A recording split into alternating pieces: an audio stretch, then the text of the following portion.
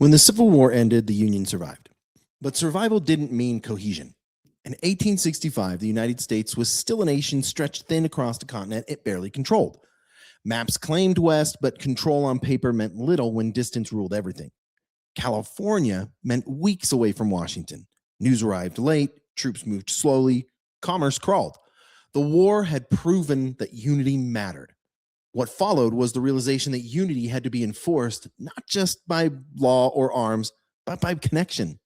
The solution was steel. Welcome to not Hell on Wheels. I was thinking Hell on Wheels.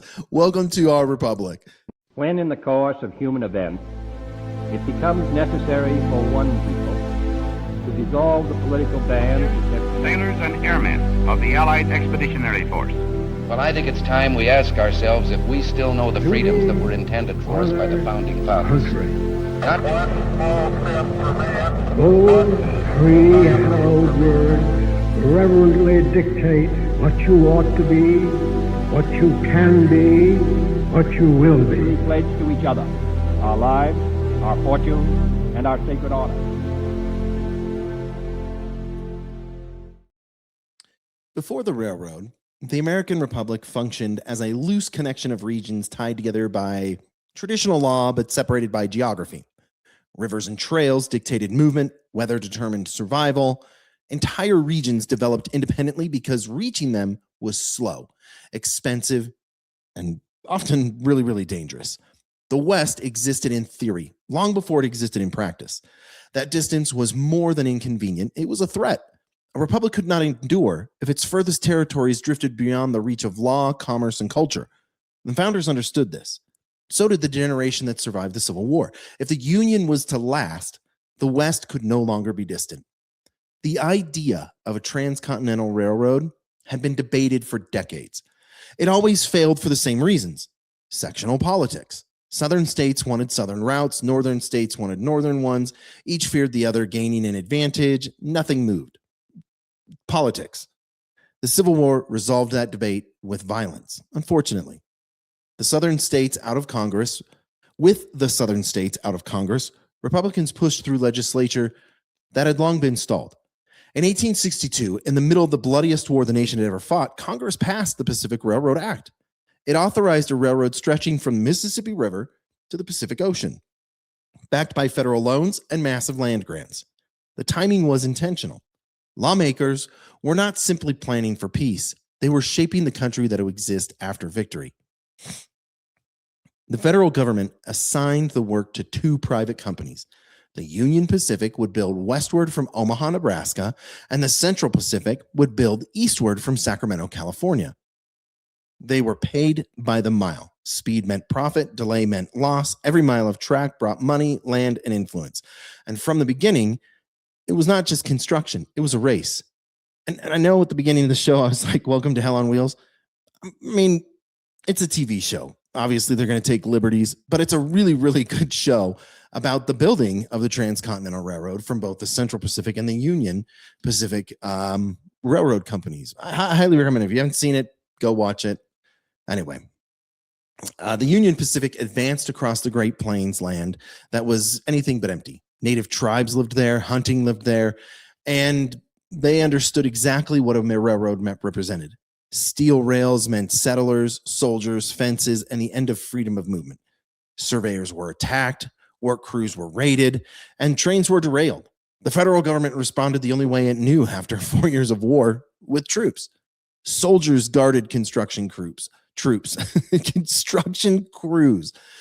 Forts multiplied, railroad expansion and military presence moved together. The railroad did not follow the army followed the railroad. And as the rails advanced, temporary towns erupted along the way. They were violent, chaotic places, gambling halls, saloons, brothels, and crime springing up faster than the law could follow. These towns were short-lived, however, but their impact was lasting. They showed what expansion looked like before order arrived. If the plains tested endurance, the Sierra Nevada tested the human limits. The Central Pacific faced mountains of solid granite, steep grades, and winters that buried equipment under snowdrifts taller than houses. Progress slowed to feet per day. Explosives failed, machinery broke, men froze to death. Desperate, the company turned to Chinese laborers. Thousands were hired.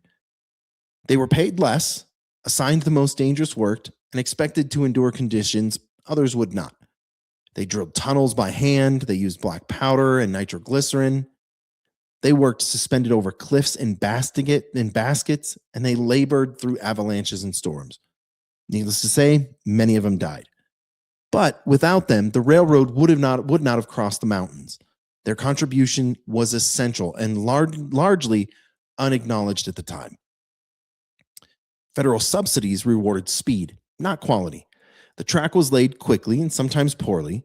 Executives manipulated contracts and inflated costs, big surprise. Scandals followed, right? Fortunes were made, but rails kept moving. As the railroad advanced, it began shaping the nation even before it was complete.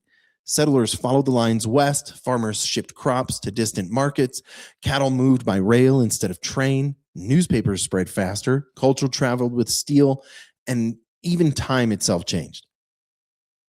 Before the railroad, towns kept local time. Afterward, time zones were created because trains demanded precision. The nation adjusted its daily life to accommodate movement. America was being synchronized. And on May 10th, 1869, the two lines met in Promontory Summit, Utah. A ceremonial golden spike was driven into its place. Telegraph wires carried news instantly across the country. Bells rang, cannons fired. What took months now only took days. And the nation celebrated.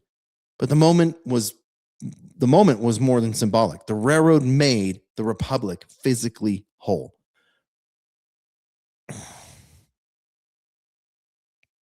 The Transcontinental simply did not connect coasts. It changed the nature of the American Republic. Distant no longer protected isolation. The West was no longer distant, unknown, or separate. Civil War preserved the nation, but the railroad ensured it could never fracture the same way again. Steel replaced uncertainty, movement replaced isolation, and presence replaced theory. The Transcontinental was not just an engineering project or a business venture. It was a statement of intent. See, after the Civil War that nearly destroyed the Republic, the United States chose expansion, connection, and permanence over fragmentation. Steel rails carried settlers, soldiers, law, commerce, and federal authority in regions that had once been distant and uncertain. The railroad shaped the economy, accelerated settlement, and locked the West into the national story for good. It had been a continental ambition before a continental reality. I really appreciate you taking the time to listen. Remember, history isn't boring. It's a story of a nation that learned expansion isn't achieved on paper. It's built mile by mile. We'll see you next time.